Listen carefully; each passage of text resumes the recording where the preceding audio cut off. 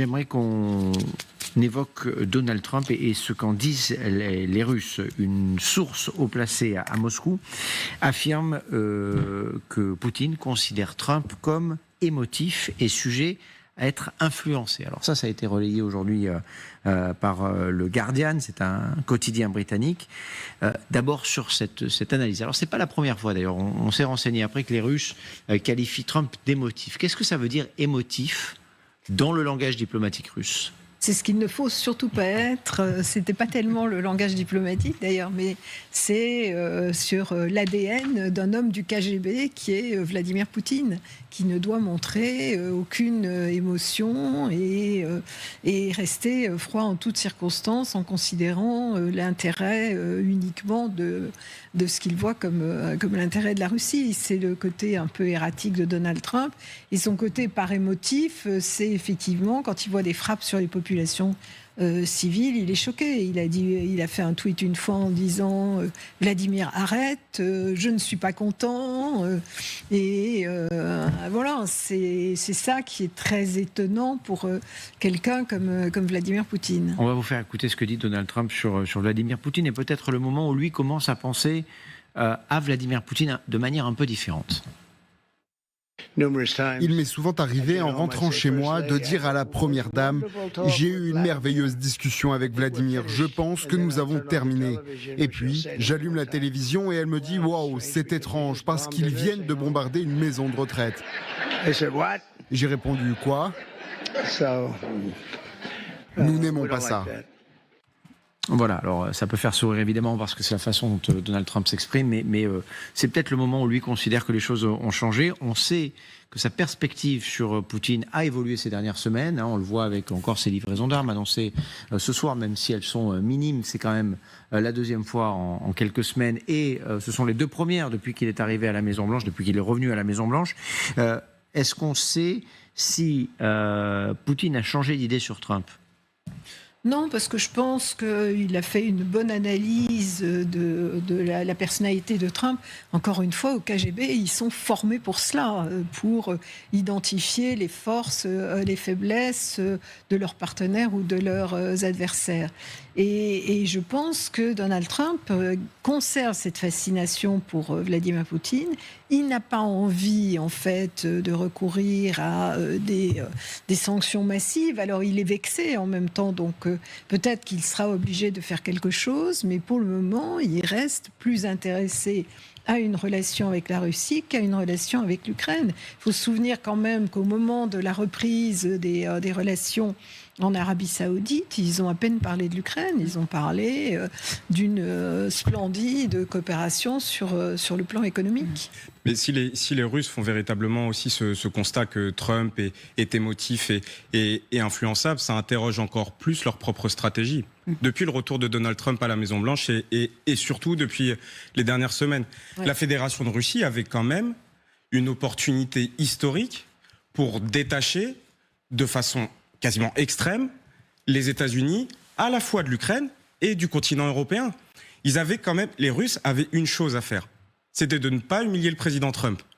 Et Vladimir Poutine et le Kremlin se sont entêtés dans cette stratégie de bombardement quotidien d'infrastructures civiles ukrainiennes ces bombardements choquent à la fois l'opinion américaine, la femme du président américain et Donald Trump lui-même.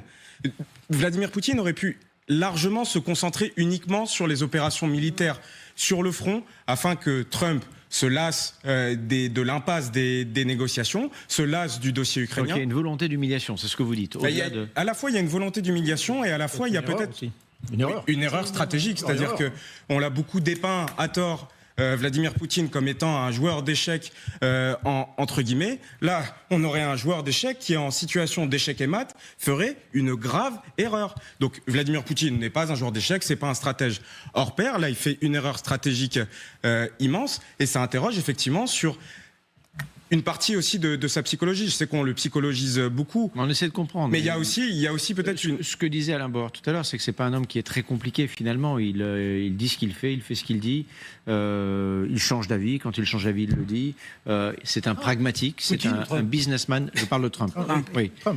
Et qu'il est analysé comme ça par Poutine. Oui. Mais sauf que pourquoi Poutine ne prend pas cette opportunité de détacher les États-Unis du continent européen. On les connaît, les objectifs de la Fédération de Russie, à la fois en Ukraine, à la fois pour une grande partie de l'Europe, cette Europe entre mer Baltique et mer Noire, ce qu'on appelle le flanc oriental de l'Europe. On sait très bien que Vladimir Poutine a cet objectif à long terme de recréer ce tampon entre la Fédération de Russie et l'Occident. Pour ça, il pouvait détacher définitivement les États-Unis de l'Europe. Il n'a pas saisi cette stratégie, mais ça dit aussi une chose, c'est la rigidité intellectuelle et mentale dans laquelle il est. Vladimir Poutine est un homo soviéticus. Il n'est pas apte, intellectuellement et psychologiquement, effectivement, à faire des États-Unis un potentiel allié. C'est l'ennemi juré pour eux. Donc peut-être qu'une grande partie de cette erreur stratégique est expliquée et explicable par cette rigidité intellectuelle. Dans le sillage d'Arthur, on pourrait même dire que c'est Vladimir Poutine lui-même qui fait preuve d'émotion excessive dans la mesure où il est complètement dévoré par sa haine du régime ukrainien, qui ne peut pas combattre, il ne peut même pas raisonner, il ne peut pas faire de la tactique là-dessus. Il doit absolument assouvir sa volonté de destruction. Est-ce qu'il y a une forme de dédain de Poutine pour Trump quand il laisse filtrer ses mots émotifs, facilement influençables? On se doute bien que tout ça n'arrive pas dans la presse britannique par hasard. Voilà. Est-ce que le Russe considère l'Américain comme inférieur, comme influençable, donc manipulable, quelqu'un? Oui, mais encore une fois, c'est peut-être pas une bonne idée de le dire. Que Trump soit un homme émotif et influençable, tout le monde l'a compris quand même depuis un certain temps, quoi, hein. D'où, vous voyez, l'attitude... Enfin, tout le monde a compris qu'il suffisait, par exemple, de le flatter pour obtenir quelque chose, qu'il fallait aller dans son sens pour l'influencer. Et là, effectivement, je rejoins ce que vous disiez tous les deux, c'est Vladimir Poutine a commis une erreur. Pourquoi s'entêter? En plus, ces bombardements, globalement, si l'idée c'est de faire craquer la population ukrainienne, ça marche pas. Et en plus, ça met, ça met hors de lui Donald Trump, dont on notera d'ailleurs qu'il est plus influencé par ce qu'il voit à la télévision et par sa femme que par ses services de renseignement et toutes les analyses qu'on peut faire de lui. Mais à l'extrême limite, Poutine disait « Ok, d'accord, j'arrête la guerre, on arrête sur les positions actuelles, voilà, j'obtiens la levée des sanctions, etc. Bon, et qu'est-ce qui l'empêchait après de reprendre la guerre 1 an plus tard, 6 mois plus tard, après avoir reconstitué ses forces? Non, il a de certaine façon, et oui, il a dédaigné complètement, en réalité, la proposition de Donald Trump. Et Donald Trump, de l'autre côté, ne comprenait pas, sans doute, que quelqu'un ne puisse pas envie de faire du business et que soit pas bu par l'argent, par l'économie, etc. Ce qui n'est pas du tout le cas de Poutine, quoi. Alors, c'est pas seulement le business qui lui offrait. Effectivement, oui. Vladimir Poutine est assez indifférent à tout ce qui est économique. Mais ce qu'il lui offrait, c'est la réhabilitation sur la scène internationale. Et là, ça l'intéresse davantage, parce que ce que veut Poutine, c'est que la Russie soit un acteur international puissant et respecté. Oui. Donc il lui offrait ça. Ça m'interpelle ce que vous dites. Vous dites que Poutine est indifférent à tout ce qui est économique. Oui. On a dit il y a quelques années que c'était peut-être l'un des hommes les plus riches du monde, qu'il s'était fait construire un palais immense, qu'il avait une collection de montres absolument incroyable. Ça a quand même une sorte d'intérêt pour lui. Enfin... Non, mais ça, c'est un intérêt d'enrichissement personnel. Je connais un Russe qui était d'opposition qui dit c'est le réflexe d'un gamin des rues qui n'a rien eu quand il était petit et qui cherche l'enrichissement. Ce palais, c'est une aberration. Ça serait invivable d'ailleurs. Ça ressemble à Mar-a-Lago, puissance 10. Donc il est intéressé par son enrichissement personnel. Mais pour la Russie, sinon, il aurait pu, ça fait 25 ans qu'il est au pouvoir. Quand il est arrivé au pouvoir, il était extrêmement populaire parce qu'il a rétabli la stabilité. Il y avait une vraie croissance économique. Le prix du pétrole était à ce moment très élevé. Il aurait pu faire des réformes économiques. Ils avaient d'excellents ingénieurs, mathématiciens et autres. Et il n'a pas fait ce choix-là. C'est la maladie hollandaise, hein. Les pays qui sont gorgés de pétrole et de minerais, en général, ne développent pas beaucoup leur économie, ne font pas beaucoup de gains de productivité. Puisqu'on parlait d'enrichissement personnel, les images que vous allez voir maintenant sont assez surprenantes. On n'en avait pas vu comme ça depuis 3 ans et demi. Images, vous allez le voir, de manifestations en Ukraine, de manifestations d'ampleur depuis le début de la guerre. Écoutez.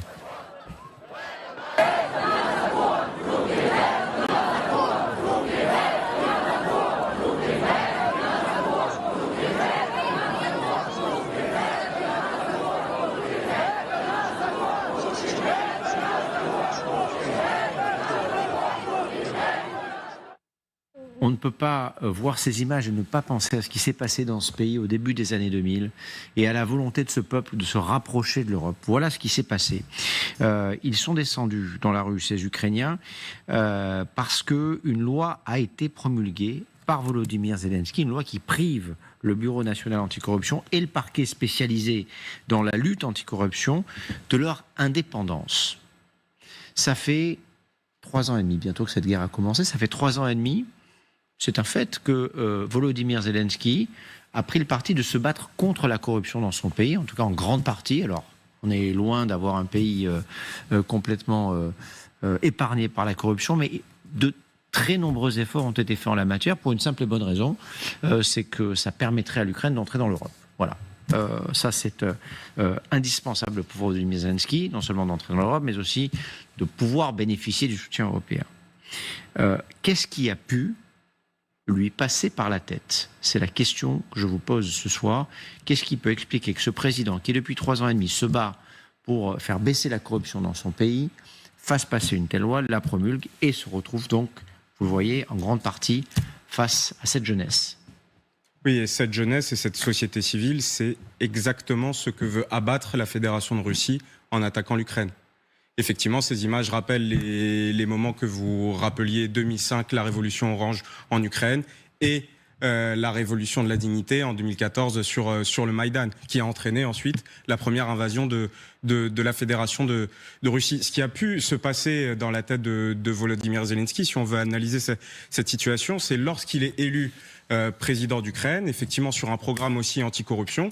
On sait que dans la pratique du pouvoir, ce n'était pas Volodymyr Zelensky qui s'occupait directement de ce dossier. C'était son conseiller, Andrei Yermak. Effectivement, ce conseiller qui prend de plus en plus de place dans l'administration ukrainienne depuis le début de la guerre. Et il se peut qu'effectivement, avec des luttes intestines à la fois des services de renseignement et également des militaires, que l'administration ukrainienne ait cédé à ces demandes. Parce que ce qu'on a vu aussi ces derniers jours, c'est qu'une partie des interventions des services secrets ukrainiens étaient dirigées contre ces bureaux anticorruption où ils jugeaient qu'il y avait des agents russes potentiellement. Il y a un agent jugé de collaboration avec le FSB qui a été arrêté par les services. C'est peut-être ça l'explication, mais on voit que Volodymyr Zelensky, face à ces images, face à ces pressions qui ne sont pas uniquement à Kiev, qui sont à Lviv, qui sont à Odessa, qui peuvent être dans beaucoup d'autres villes d'Ukraine, on voit que Volodymyr Zelensky rétropédale et veut présenter une nouvelle loi montrant les efforts de l'Ukraine pour lutter contre la corruption. 34 minutes chrono, c'est donc le temps qu'ont duré les dernières négociations entre Russes et Ukrainiens. Elles ont eu lieu, ces négociations, en fin de journée en Turquie. Bilan de ces réunions, nouvel échange de prisonniers, de corps, une possible trêve de 24 à 48 heures demandée par les Russes pour procéder à ces échanges. Et concernant la fin de la guerre, il va falloir être patient. Écoutez l'un des négociateurs russes.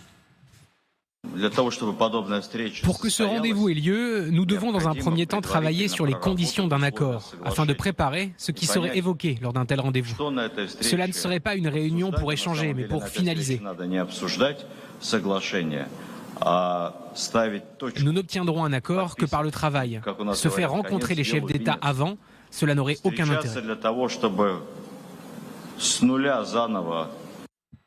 Voilà, c'est intéressant ce qui est en train d'être dit.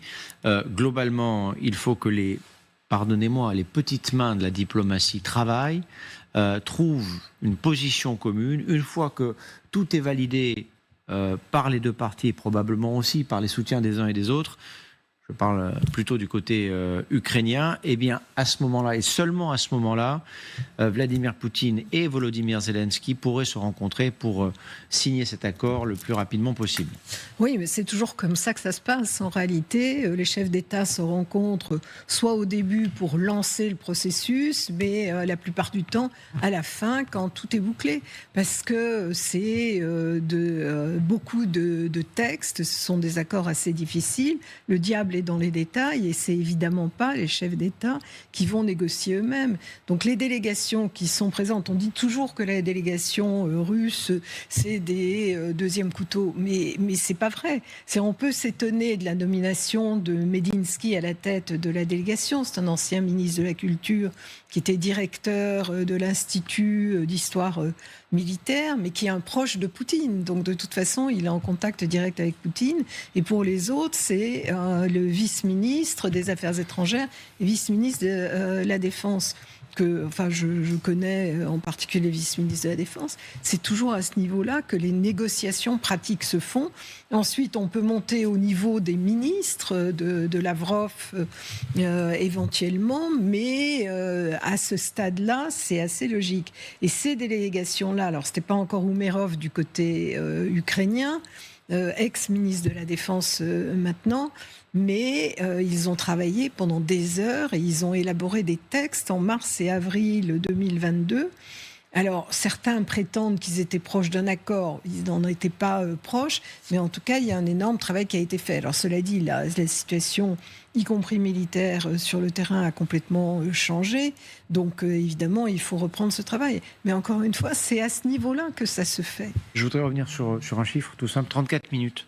Oui. C'est le temps qu'ont duré les discussions aujourd'hui. Qu'est-ce que ça nous dit ? Ça dit que aucun des deux acteurs ne croit réellement dans ces négociations. Et il faut prendre le président de la Fédération de Russie, Vladimir Poutine, au mot, lorsqu'il dit que cette guerre se jouera sur le terrain militaire et pas sur le terrain diplomatique. Ça dit tout des ambitions du Kremlin pour les prochains mois. L'arrivée de Donald Trump à la Maison-Blanche et son retour à la Maison-Blanche n'a pas fait changer d'un iota les positions russes sur la guerre d'Ukraine et leurs objectifs. Et effectivement, cet objectif qu'on rappelle souvent, qui est de prendre le total contrôle de la Crimée, mais ce qu'ils avaient déjà avant 2022, et de prendre le contrôle des 4 oblasts du Donbass, qui ne leur appartient toujours pas véritablement, mais qui, dans leur constitution, sont inscrits comme des territoires de la Fédération de Russie. Ils en ont besoin constitutionnellement, sinon cette constitution russe deviendrait défaillante. Mais il y a 2 objectifs russes qu'il mentionne aussi régulièrement, la démilitarisation de l'Ukraine et la chute du gouvernement démocratique pro-occidental d'Ukraine. C'est ça que la Russie cherche réellement et veut réellement. Ils ne parviendront pas à l'imposer dans des négociations. Ces objectifs sous-entendent clairement une capitulation de l'Ukraine. Aucun des 2 acteurs, que ce soit les Ukrainiens ou les Russes, ne croit réellement dans ces négociations. Ces négociations, elles sont aussi là pour négocier des points très techniques comme des échanges des prisonniers ou ce qu'ont proposé les Russes, de rendre 3000 corps de soldats ukrainiens tués sur le front. Voilà, et pour les prisonniers, c'est 1200 de part et d'autre. Et pourtant, Volodymyr Zelensky continue de demander une rencontre au mois d'août. Le mois d'août, c'est demain, pour ainsi dire. À quoi ça sert alors de se rencontrer lorsque ces négociations durent 34 minutes et qu'on est effectivement sur, pardon de dire ça comme ça, des points techniques. Évidemment, ce n'est pas des points techniques quand vous êtes prisonnier en Russie et que vous pouvez rentrer chez vous ou que vous êtes une famille et que vous récupérez le corps d'un de vos proches, mais malgré tout, ça ne fait pas avancer les possibles solutions ou efforts de paix. Si ces réunions de 34 minutes, l'impression qu'on a quand elles s'achèvent, c'est qu'elles n'avaient d'autre objectif que d'exister, cette réunion. Donc pas d'objectif réel. Mais le fait qu'elle se soit tenue est quand même important. Le fait qu'on échange des prisonniers est important. Et évidemment, on est dans une situation très très asymétrique. D'un côté, vous avez l'Ukraine, un petit pays assailli, et de l'autre côté, vous avez un très grand pays qui est la Russie. Et le petit pays a besoin du soutien américain. Et je pense que c'est un peu la situation dans laquelle se trouve Israël. Il est hors de question de faire la moindre chose qui puisse menacer le soutien et l'accord de Donald Trump. Et par conséquent, les Ukrainiens continueront à jouer ce jeu et les Russes ne se sentent pas capables aujourd'hui de refuser tout net la négociation parce que ce serait vraiment... D'abord, les Chinois leur recommandent de temps en temps, quand ils les croisent, de poursuivre les négociations. Et chacun ne peut pas quand même couper complètement, être tenu pour responsable de la rupture. Sauf qu'il y a quand même un objectif qui a été fixé par Donald Trump, ces fameux 50 jours. pour le président russe, vous pensez que ça n'a aucune sorte d'importance? Je pense que ça n'a aucune importance. Et le problème avec le président américain, c'est qu'à chaque fois, il donne des nouveaux échéances qui ne sont pas respectées. Et on a vu, on parle des armes qui sont, enfin, le montant qui a été alloué, qui est risible presque des Américains pour les Ukrainiens. Mais on parle très peu du fait que le président américain mette les hauts-là sur les sanctions que le Sénat voudrait voter contre la Russie encore aujourd'hui. Alors, ces sanctions entreraient en vigueur si rien ne se passe au bout de ces 50 jours. C'est la menace. C'est la menace, alors qu'on a entendu des sénateurs aujourd'hui, alors qu'ils vont quand même prendre des vacances probablement assez prolongées, que le président a encore dit de mettre en pause cette idée. Donc on ne voit pas forcément des actions de part du président américain, malgré un changement en tout cas de rhétorique, qui donne l'impression qu'il est très sérieux sur cette question. On verra au bout de 50 jours si vraiment les actions suivent ces menaces. Mais en attendant, je pense que, moi je rejoins Stéphane, je pense que les Ukrainiens jouent le jeu pour aussi montrer qu'ils sont sérieux auprès des Américains. Maintenant, est-ce que ça va aboutir à quelque chose? Je pense que 34 minutes, c'est pas... tant mieux s'il y a des échanges de prisonniers, mais 34 minutes pour un cessez-le-feu, c'est pas très sérieux.